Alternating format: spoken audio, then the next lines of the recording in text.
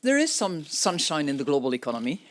We have global growth, and we are not in crisis.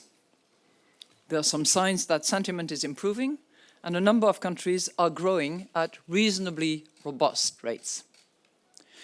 But there are quite a few corners of the world which are downright chilly, in part because the recovery remains too slow and too fragile. We expect global growth this year to be at 3.2% and 3.5% next year.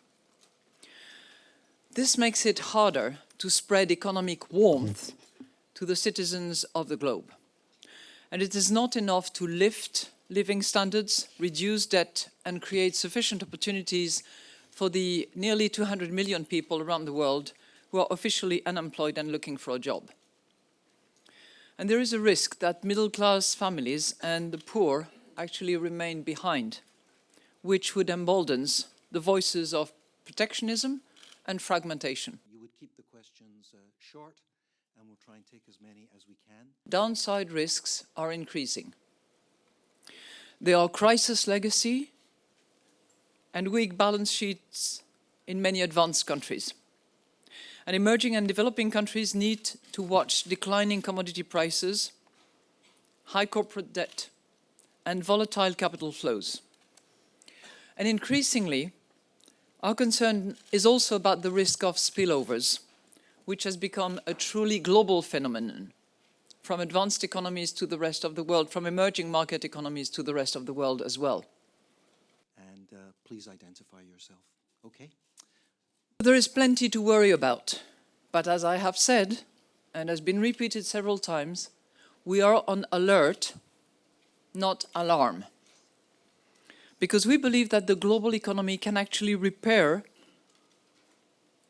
legacies, can regain its vigor, and become more inclusive. But the current policy responses that we're seeing need to be faster and need to go deeper. You identify yourself by name and keep the question. We have seen reform commitment by the G20. Remember this additional 2.1% by 2018.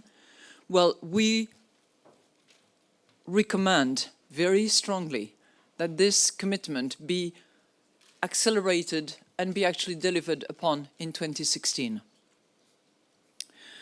Second prong, we recommend more growth-friendly fiscal policies for all countries, including increased infrastructure investment.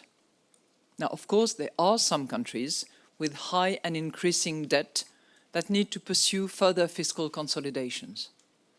But others have fiscal space, and most of them can recalibrate in order to make their fiscal policies more growth-friendly. Third prong, monetary policy still needs to support demand. Accommodative monetary policies have played a crucial role in the recovery, and negative interest rates, much commented upon, do play on balance a positive role, and they help. But monetary policy can no longer do the heavy lifting alone.